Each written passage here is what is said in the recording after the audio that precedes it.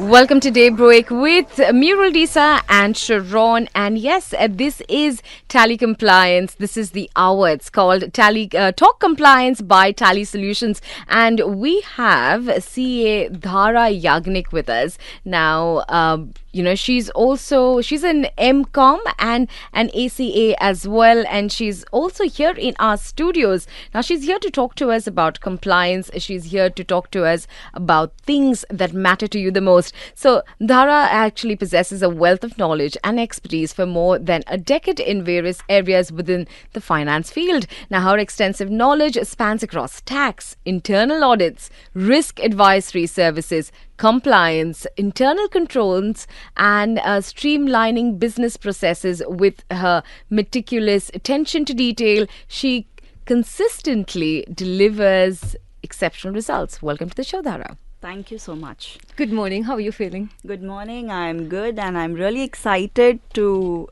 talk on the subject, take the questions from the listeners, and let's take forward. Absolutely. Talk to me a little bit about you, Dhara, about you in your field, and how did you firstly, before we get into compliance and we get into those subjects that kind of weigh us down, but let us talk to you about you and your association with the industry. Okay. So I'm from Bombay. Basically, I completed my education, my chartered accountancy, everything from Mumbai. I have a good exposure of Mumbai or India, and then I came to UAE. Here I'm working with Emirates Chartered Accountants Group for 6 years, and I'm into internal audit, compliance, taxation. I have handled many seminars and webinars on the subjects like economic substance regulation, country by country reporting, corporate tax now. And we streamline business processes, we strengthen the internal controls for the corporates, we structure standard operating procedures for them. And that's my expertise in UAE and India. So when we were talking about, everything that you just mentioned, now in our day-to-day, especially for somebody like me, not very familiar with most of those terms that you mentioned. So before we dive into the topic of it and get very deep down, maybe if you can explain things like you're explaining it to a child. Sure. So when I talk about internal audits, controls, business processes, etc., we are talking about the detailed. For example, if you're starting a company or you want to make this show happen, how it should be, who is the requester for it, how the approvals are to be taken, how the matrices should be formed, how the documentation should flow, how a documentation should be kept, etc. That is how we write the procedures for the companies.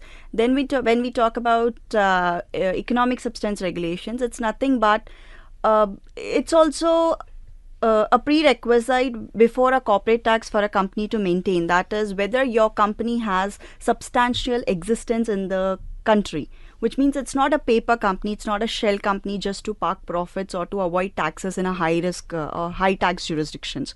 Which that's why the economic substance regulation came first in the country in 2019, and then the corporate tax is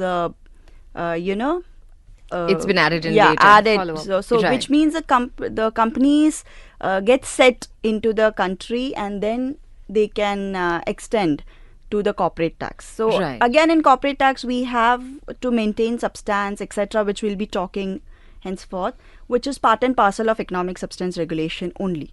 Right, but when you talk about corporate tax, now we've been seeing for a couple of months, we've been hearing this term time and over again, and obviously our partners Tally Solutions, they've been amazing in coming to our studio every Monday, and they get experts like yourself to reinstate the entire functionality of what a corporate tax is. So with the introduction of corporate tax, and I know everybody's right now trying to monitor their bookkeeping and trying to monitor whether they should stay in the mainland, move to the free zone, how will the free zone benefit them, and the XYZ things that have come into picture.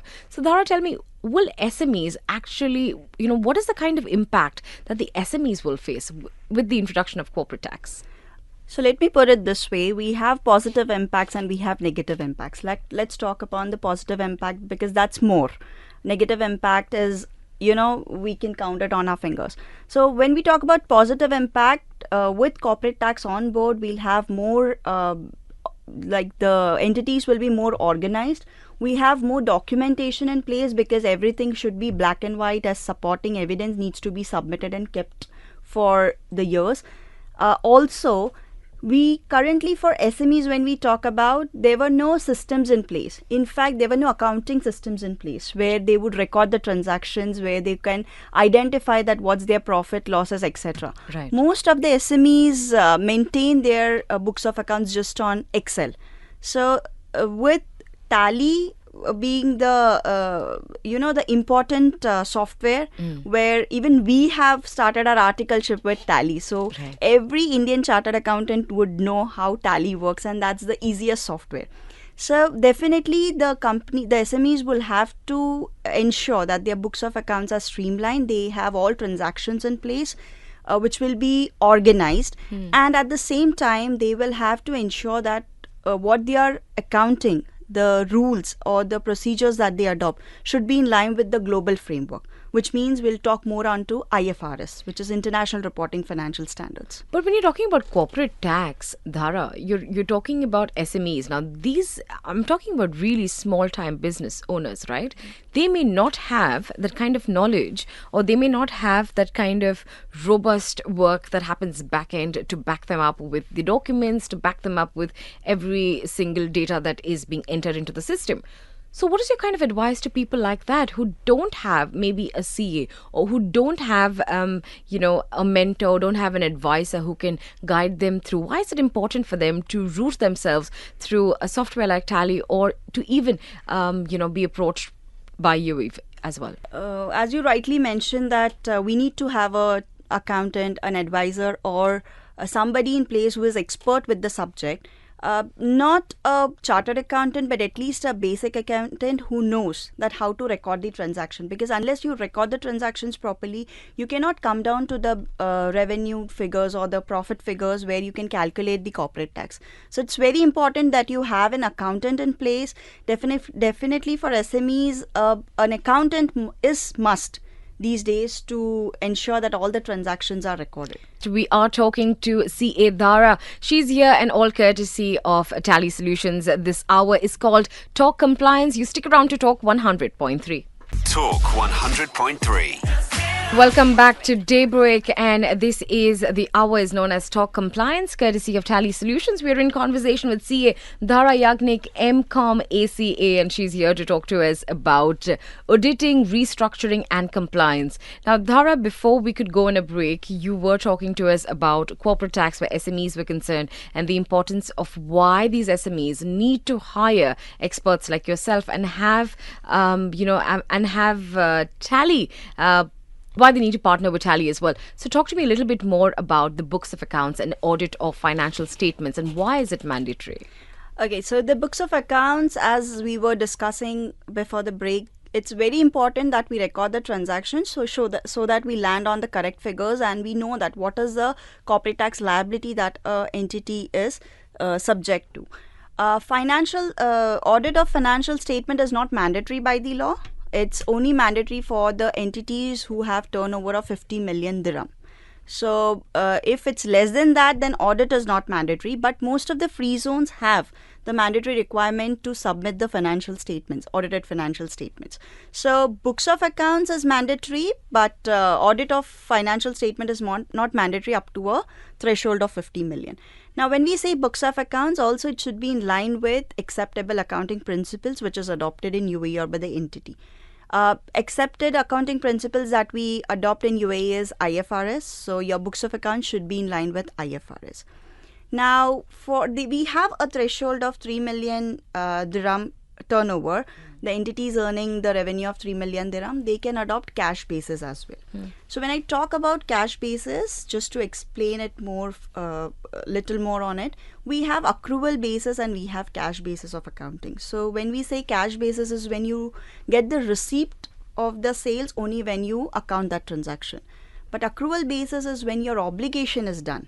That is when you account the sales transaction. So that is how the total of your sales transaction is equal to the turnover. So that is how we calculate the turnover. So that's the difference. So books of account is mandatory to be prepared in line with IFRS. However, audit is only if your turnover exceeds 50 million dirhams. Since you touched on IFRS, is there any revenue recognition criteria to be followed by SMEs in line with IFRS? Yeah. So when I was mentioning about cash and accrual basis, IFRS 15, which talks about revenue recognition, says that your revenue should be recognized as soon as your obligation is fulfilled. So IFRS 15 has 5 criteria mentioned based on which you can recognize your revenue. So depending on your nature of business, your requirement, how the terms are being fixed, you can recognize your revenue. But IFRS 15 says that you need to recognize your revenue as soon as the obligation is met.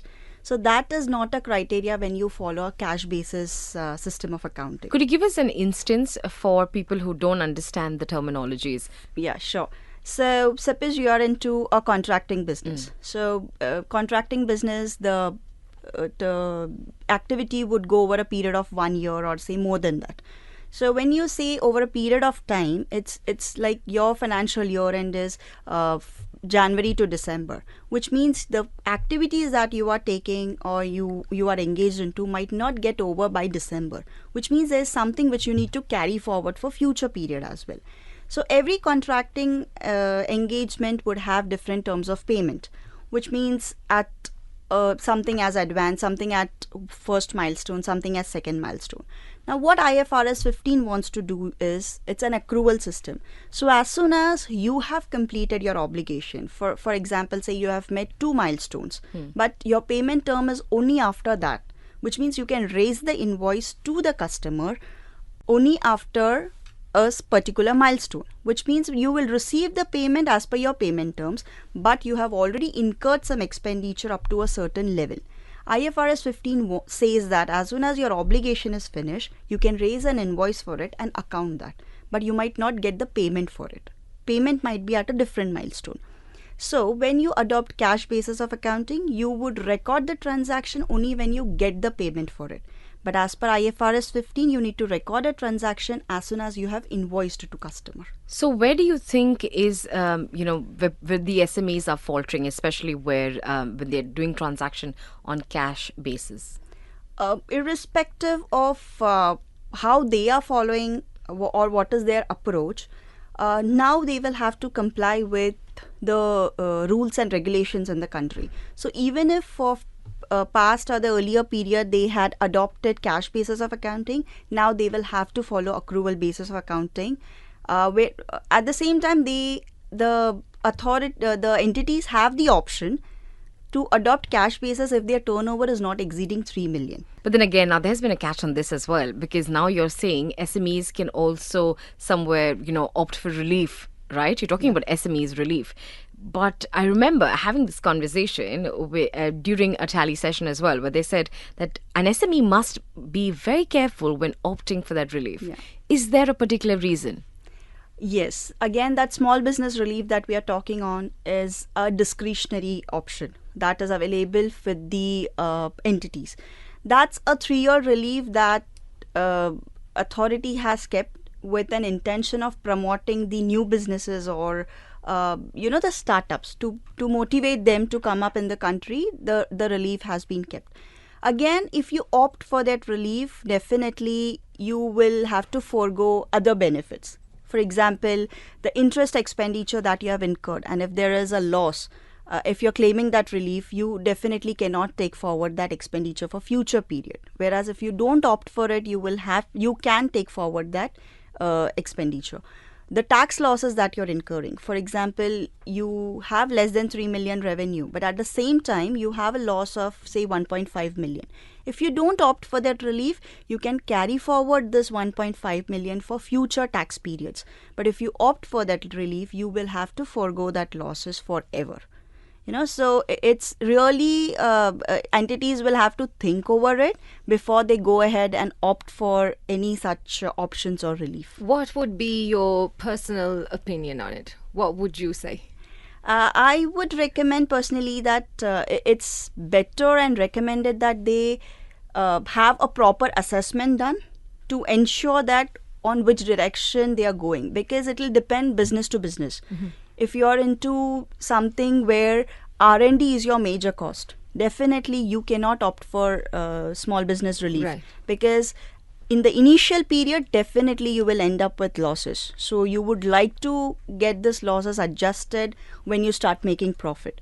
But if you are into some business where ups and downs are possible, the market, the product that you are into is very volatile, etc., then you may opt for SBR.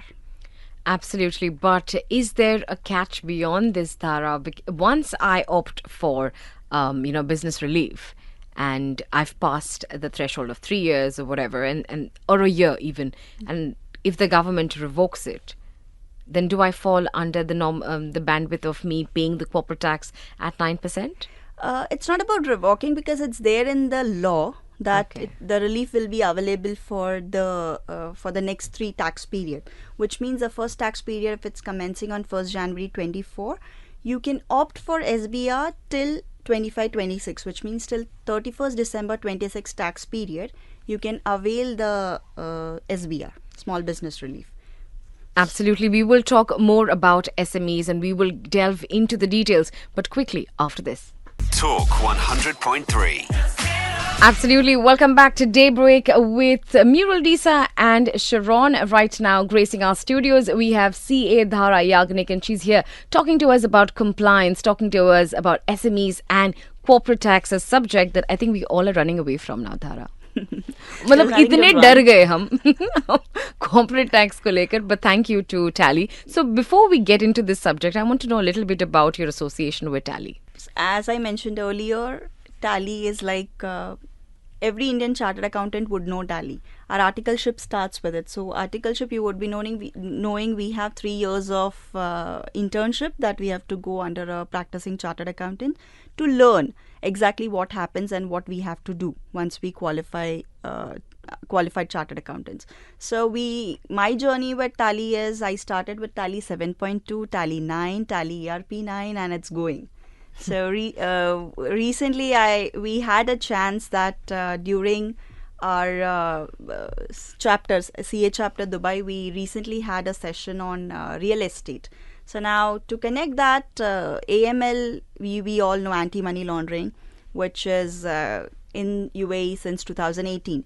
So real estate is one of the party who will have to comply with anti-money laundering. Yeah. So till date, we were noticing that real estate did not have proper books of accounts. Again, many things were on Excels, etc. Tally is a best solution which will help real estates, to start with the accounting systems and to record all the transactions. So Tally has been with us for, quite a long time, since we were kids. We were actually talking, even the last time that we were talking about Tally and real estate, how it's actually playing such a huge role when it comes to real estate. And like you mentioned, it has not been properly regulated, if I may say, for a while maybe, but that's where we're heading now. Yeah. It's regulated because we have RERA compliance in place, and with anti-money laundering coming, with corporate tax coming, with economic substance coming, we have experienced that since 2017, as soon as we had VAT, every year we have some or the other compliance to be complied with in the country. In a way, it's helping a country economically to develop. It's professionals like us are getting more confidence to come settle here, because we see our future, our career bright here in this country with more compliance in place. So it's regulated now, more or less. Yeah. Real estate is a much regulated industry, and even the SMEs in real estate, where they don't cross a turnover of 50 million dirhams, they have also started tasting how the compliance and how it's benefiting them. So more compliance in place, you are more organized. Absolutely. We're talking about compliance. Now, talk to me a little bit more about when you compare different countries, like taxation from different countries with the UAE. I know everybody would be right now ranting with the fact that, oh, corporate taxes come into place. We have no idea. What do we do? One, we don't have our, bookkeeping in place. So everything, like you just said, is on Excel, or if it's a family run business, it's on a book written and kept somewhere on the side. How do we function? So, in comparison to other countries, what would you say is the stance of UAE? Uh, because we had VAT in place since 2017, most of the businesses are into a structured line. They have at least the major sales and purchase transactions in place for their input output VAT.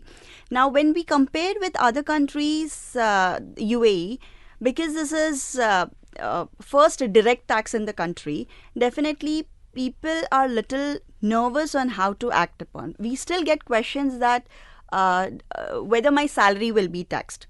So this is a general scenario when we see other countries, because as soon as tax sum comes in picture, everybody are like, okay, my salary is going to be taxed. It's not the case in UAE.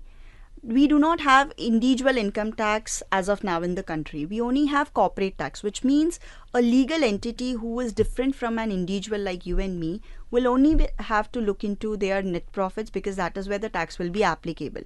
Your and me salary income, any kind of investment incomes that we have is not subject to tax, because that's not the business that we are carrying into. We have an employee-employer relationship by which we are getting the salary. So we are out of it. But at the same time, if you see the compliance or the corporate tax in India or UK, the salary income is taxed. Yeah. So definitely the salary that people fall into the bracket here will directly come under the slab of 20% or 30%. So that is not the case with UAE. We will not have our individual salaries being taxed. I think the whole thing about is the fact that when it did come into effect a couple of years ago, the fact that the uncertainty, we were not too familiar with it, and we, like exactly what you mentioned, is my salary going to get taxed? Is everything else? It's only just corporate, and I think that has been the big confusion from the start. But like you mentioned, it is regulated now, so we're heading in the right direction.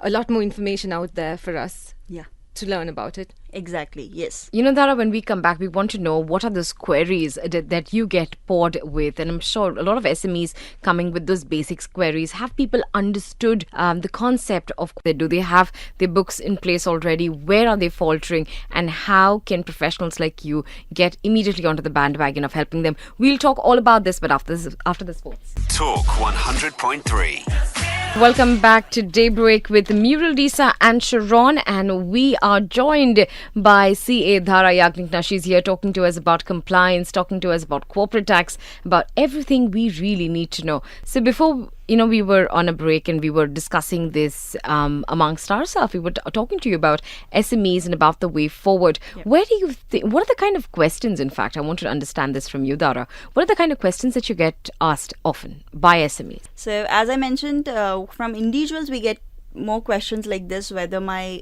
salary income will be taxed, whether my investment income will be taxed. During the break, Sharon was checking with me. She has 2 villas and she's getting rental income. So whether that will be taxed? Definitely not. Your rental income or any kind of investment income that you're doing from the funds that you have idle, it will not be subject to corporate tax. But if the income that you are generating requires you to take a license, in the nature of business or any kind of permit to do that activity, then it will amount to business. So then in that case, that income will be subject to corporate tax. Although that license is through a company. For any business activity, you will have to take a permit. So that particular entity which is being formed will be a separate legal entity from Sharon. Okay. So then that separate legal entity will have to pay tax. Right. It's not the individual income that Sharon is earning. Right. It's that entity's income. So definitely that entity will be subject to corporate tax. Now, there are 2 different things. First, we are talking that subject to corporate tax means you will at least have to get the registration. Mm-hmm. Then later it depends that whether you are taking the basic threshold of 375,000, anything above that will be subject to corporate tax, means taxes payable on that income. But at least the registration is mandatory, and any entity, whether on mainland, on free zone, offshore, financial free zones, will first have to register themselves for corporate tax. Whether Right. payment is required or not, whether you need to make any corporate tax payment with the authority is secondary. So that'll Right. come later when we Right. assess that what is, or when we compute what is the taxable income for that entity in that tax period. But at least we will first have to ensure that we are registered.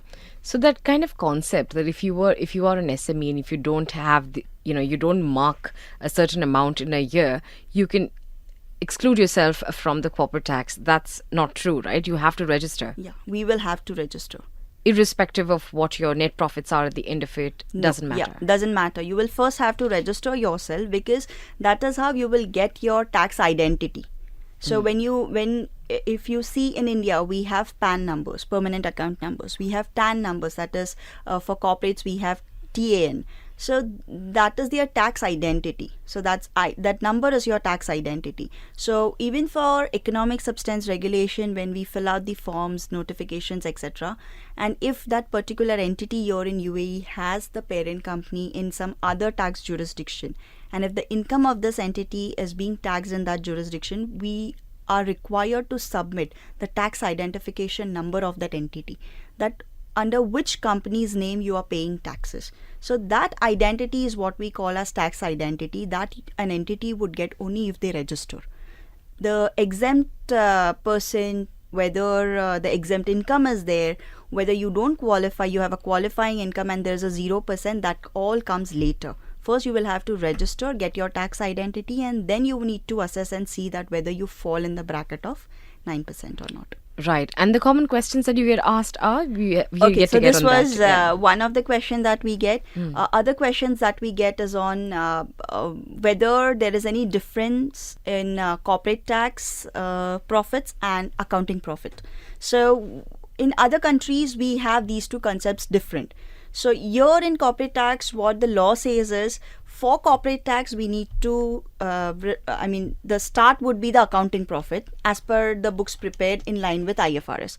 So we hang on to accounting profit and then we do the deductions, we remove any disallowed expenditure, we add anything that is, allowed, disallowed, all that adjustment we do, and then we come to a profit on which the rate would be applicable. So as of now, we do not have any separate concept of accounting profit and taxable profits, etc.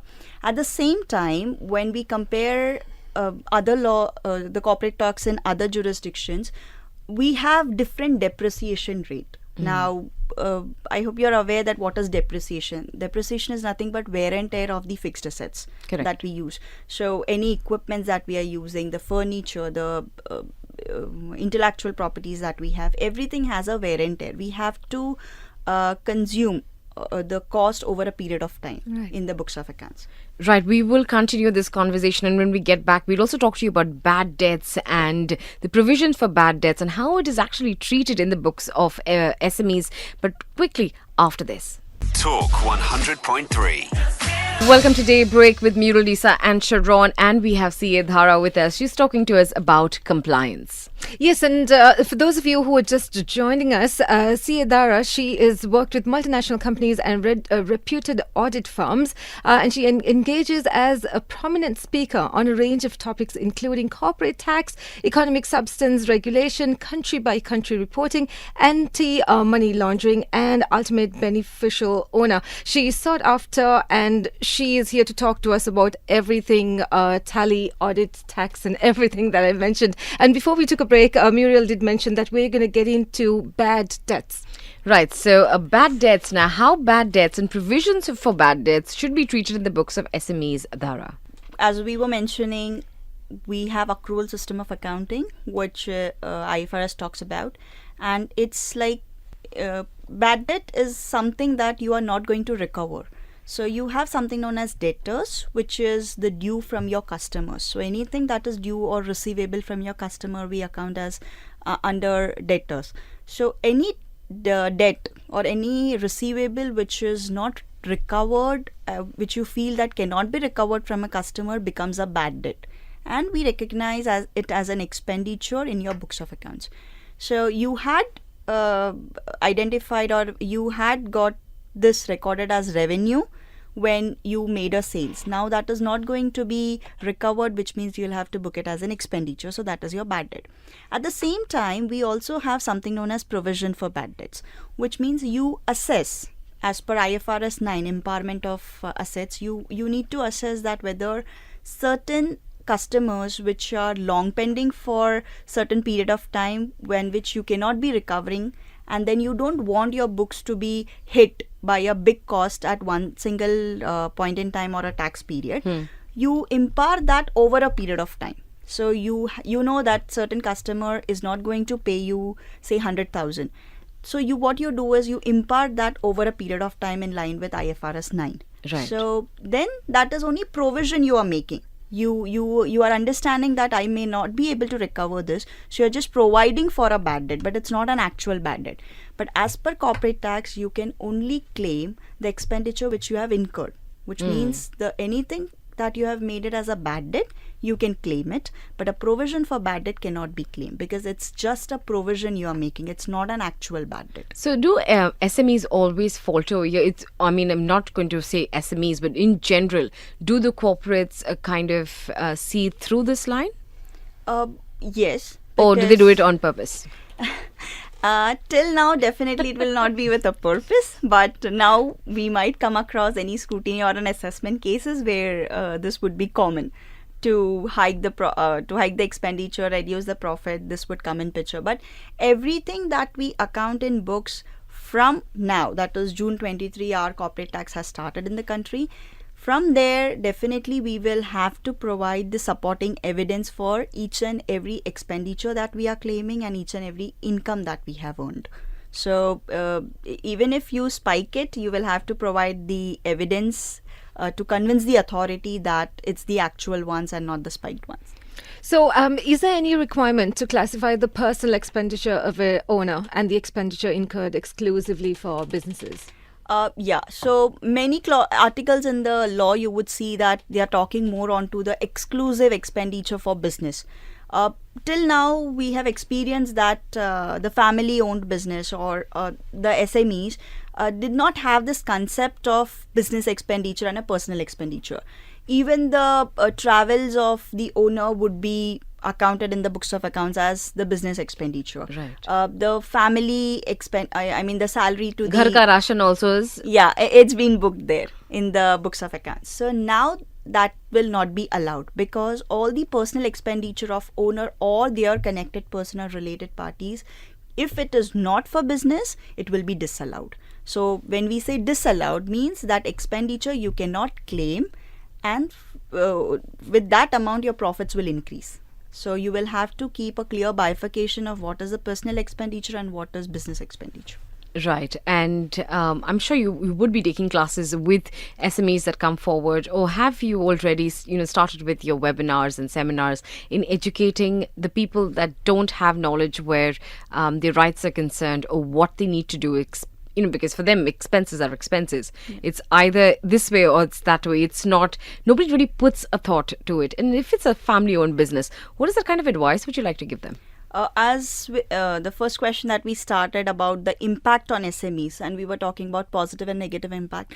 The only negative impact we see here is now the profits are taxable. Earlier, even after putting all the expenditure into the company books or the business, the owners were still enjoying the profits from it, the fruits of it. Now they are going to get a hit of 9% and they'll have to share this 9% with the government and the authorities. But nonetheless, it's for the development of a country. So today or later, this was supposed to come. It was going to happen. Yeah. So that's the only negative impact that we see. And yes, we do have seminars, webinars to educate the clients, our prospective clients, and giving them an understanding or the knowledge that why is it important, why you need to streamline things now. Because most of the entities have their financial year starting January, which Right. is in next 5 months. So this is the 5 months where you need to actually assess that which direction you're going into, what changes you need to make, whether it's high time to change your accounting system or it's high time to have something organized in place which will benefit you for future period. we need to start from your chart of accounts. So that is how we do the accounting. From the chart of accounts, whether any restructuring is required, whether any legal restructuring is required, whether you need to change the ownership, etc., so that you can, get the benefit of the law at the same time you are in compliance with it. So this is how we share our knowledge and give the understanding of the law to the customers, prospective clients of us. Right. And if you could talk to us about areas for SMEs, how can they better prepare for corporate tax?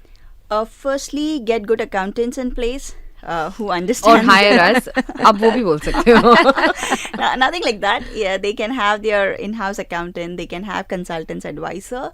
Because this is the first direct tax in the country. So if you don't start correctly, definitely there would be a time when the tax has grown to a quite a level and you are not developed. You are not running in the same pace with how the compliance is going.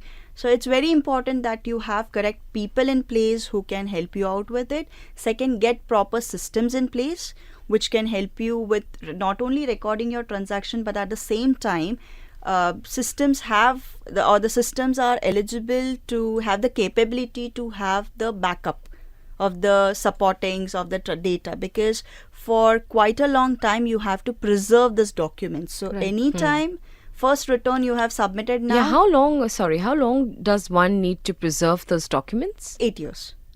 8 years. 8 years. You will have to preserve it so that, including all the compliance that we have in the country, you will have to preserve these documents, and anytime if the scrutiny assessment comes, you will have to produce it. So either as a hard copy or a soft copy, preferably soft copy, because that will, your storage, etc. cost is less. Yeah. So get better people, get better systems, have your processes in place that everything is streamlined, smooth, there's no manual intervention, and then you are corporate tax ready. Then you're good to go. Yeah.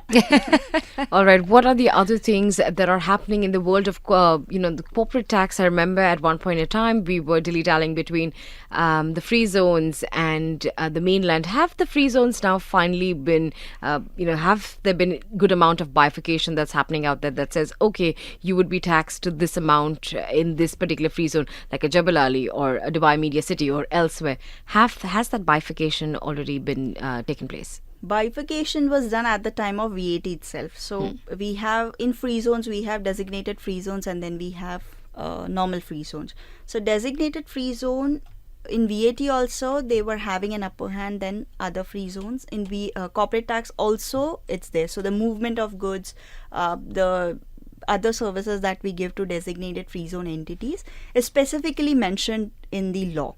Now, when we talk about the free zones, how is it different from the mainland? Free zones have something known as qualifying income. If they earn only qualifying income, the tax is 0%. It's not exempt, but it's 0%. 0% is also a tax rate. At the same time, mainland entity does not have any concept like qualifying income. They will straight away have to see the threshold of 375 and they pay 9% tax on it. But what happens if a free zone entity earns non-qualifying income? If any free zone entity is earning a non-qualifying income, then how to treat it? So for that also, there is a provision in the law that how do we account it, what is a percentage of that non-qualifying income to your qualifying income, whether they can claim 0% on it or not. So yeah, many things are streamlined, and there are certain things which we are awaiting the authority to release, like high seas sale. So if a free zone entity is here in Davza or Media City, like DMCC, and they are importing from China and directly that shipment goes to US, the goods are not touching UAE ports. How do we treat that?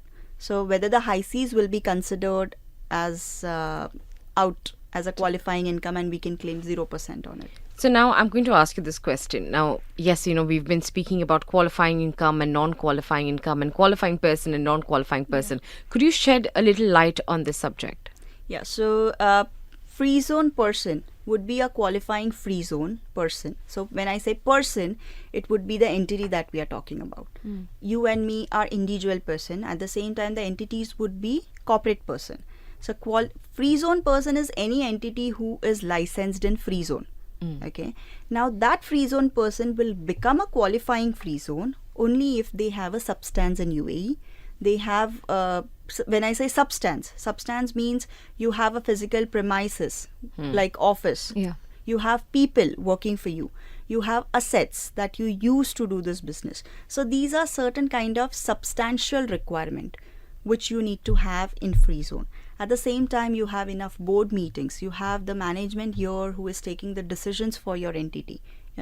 These all amount to a substantial business in UAE. Which means that if you are a free zone entity, but if you don't have office premises, it's a flexi desk, you don't have employees, then you cannot call yourself as a qualifying free zone person. So then I'm subject to the 9% tax? Yes.